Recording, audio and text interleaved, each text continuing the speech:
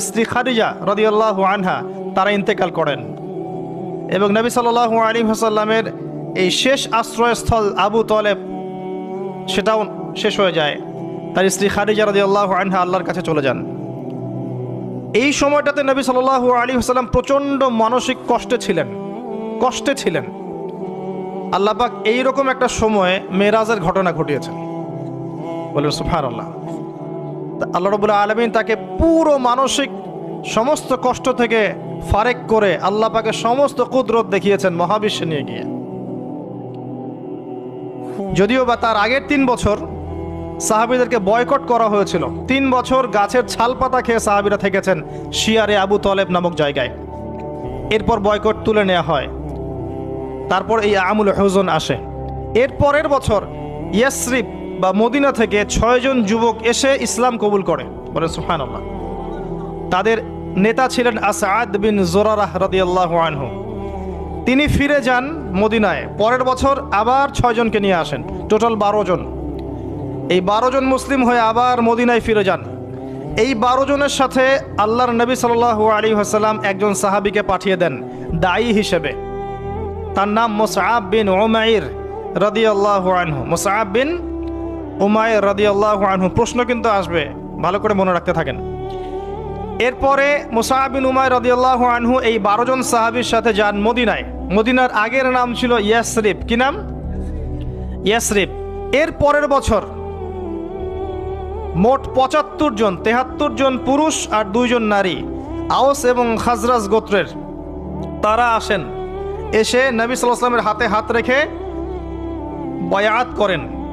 মহিলারা হাতে হাত রাখে নাই, পুরুষেরা হাতে হাত রেখেছিল। আমাদের নবীজি মহিলাদের হাতে কখনো হাত রেখে বায়াত করার নাই। এখন অনেক ভণ্ড পীর দেখা যায় মহিলাদের হাতে হাত রেখে বায়াত করাচ্ছে। মহিলারা হাত ধরে বায়াত করাতে হয়?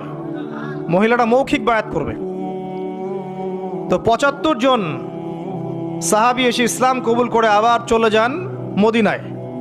এই যে 75 জন ইসলাম কবুল করলেন, মদিনার বিশাল একটা জনগোষ্ঠী, কিন্তু 75 জন কম নয়, কারণ ওইখানে জনসংখ্যা এত বেশি ছিল না। তারপরের বছর নবী সাল্লাল্লাহু আলাইহি ওয়াসাল্লাম নিজে এবং সাহাবীরা সবাই গিয়ে হিজরত করেন মদিনায়। কথা বুঝতে পারছেন? এই যে নতুন একটা রাষ্ট্রের জন্ম হলো, মক্কা থেকে সবাই এখন মদিনায়। মক্কায় ঘরবাড়ি ছেড়ে দিয়ে নিঃস্ব হাতে, খালি হাতে, আল্লাহর উপর তাওয়াক্কুল করে। ওখানে আনসারী সাহাবীরা তাদেরকে বরণ করে নিলেন। এমনভাবে বরণ করলেন যে কারো যদি 2টা জমি থাকে, একটা জমি দিয়ে দিয়েছেন, কারো 2টা বাড়ি থাকলে একটা বাড়ি দিয়ে দিয়েছেন। এমনভাবে বরণ করে নেন। নতুন রাষ্ট্র হলো। নবী সাল্লাল্লাহু আলাইহি ওয়াসাল্লাম সেখানে মদিনা সনদ করলেন। ওখানকার ইহুদিদের সাথে চুক্তি হলো, ওখানকার জনগণের সাথে চুক্তি হলো, এবং আমরা শান্তিপূর্ণ একটা রাষ্ট্র পেলাম।